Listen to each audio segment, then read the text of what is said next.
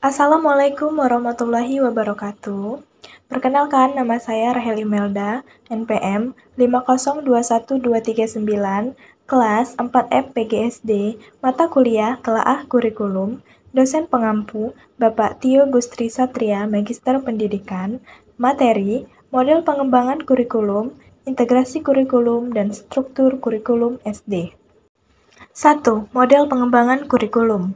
Model pengembangan kurikulum adalah model yang digunakan untuk mengembangkan suatu kurikulum, di mana pengembangan kurikulum dibutuhkan untuk memperbaiki atau menyempurnakan kurikulum yang dibuat untuk dikembangkan sendiri, baik dari pemerintah pusat, pemerintah daerah, atau sekolah. A. Model Taylor. Model Taylor adalah model yang paling dikenal bagi pengembangan kurikulum dengan perhatian khusus pada fase perencanaan.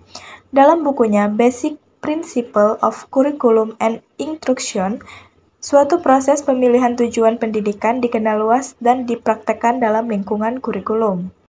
B. Model Tabah. Tabah menggunakan pendekatan akar rumput bagi perkembangan kurikulum. Tabah percaya kurikulum harus dirancang oleh guru dan bukan diberikan oleh pihak berwenang. Menurut Tabah, guru harus memulai proses dengan menciptakan suatu unit belajar mengajar khusus bagi murid-murid mereka di sekolah dan bukan terlibat dalam rancangan suatu kurikulum umum. C. Model Wheeler. Dalam bukunya Kurikulum Proses, Wheeler mempunyai argumen tersendiri. Pengembangan kurikulum dapat menggunakan suatu proses melingkar, yang namanya setiap elemen saling berhubungan dan bergantungan. Pendekatan yang digunakan Wheeler dalam pengembangan kurikulum pada dasarnya memiliki bentuk rasional. D. Model Nicolis. Dalam bukunya, Audrey and Howard Nicolis mengembangkan suatu pendekatan yang cukup tegas, mencakup elemen-elemen kurikulum dengan jelas dan ringkas. Buku tersebut sangat populer di kalangan pendidik, khususnya di Inggris, di mana pengembangan kurikulum pada tingkat sekolah sudah lama ada. Nicolas menitikberatkan pada pendekatan pengembangan kurikulum yang rasional, khususnya kebutuhan untuk kurikulum yang munculnya dari adanya perubahan situasi. E. Model Skillback. Malcolm Skillback, Direktur Pusat Pengembangan Kurikulum Australia, mengembangkan suatu interaksi alternatif atau model dinamis bagi suatu interaksi alternatif, atau model dinamis bagi model proses kurikulum. Dalam sebuah artikelnya, menganjurkan suatu pendekatan dan pengembangan kurikulum pada tingkat sekolah.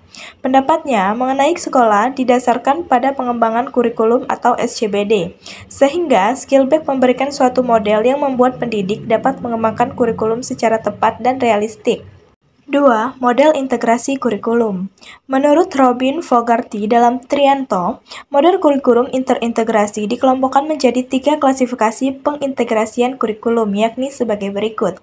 A. Pengintegrasian di dalam satu disiplin ilmu. Model ini merupakan integrasi yang mentautkan 2 atau lebih bidang ilmu yang serumpun. Misalnya, di bidang ilmu alam mentautkan antara 2 tema dalam fisika dan biologi yang memiliki relevansi atau antara tema dalam kimia dan fisika. Yang B, pengintegrasian beberapa disiplin ilmu. Model ini merupakan integrasi yang mentautkan antara disiplin ilmu yang berbeda, misalnya antara tema yang ada dalam bidang ilmu sosial dengan bidang ilmu alam. C, pengintegrasian di dalam satu dan beberapa disiplin ilmu.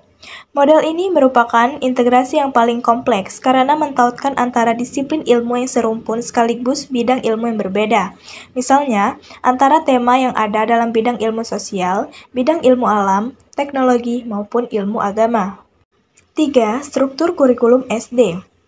Beban belajar dinyatakan dalam jam belajar setiap minggu untuk masa belajar selama 1 semester. Beban belajar di SD kelas 1, 2, dan 3 masing-masing 30, 32, 34, sedangkan untuk kelas 4, 5, dan 6 masing-masing 36 jam setiap minggu. Jam belajar SD adalah 40 menit. Berikut contoh struktur kurikulum SD. Sekian materi dari saya ucapkan terima kasih. Wassalamualaikum warahmatullahi wabarakatuh.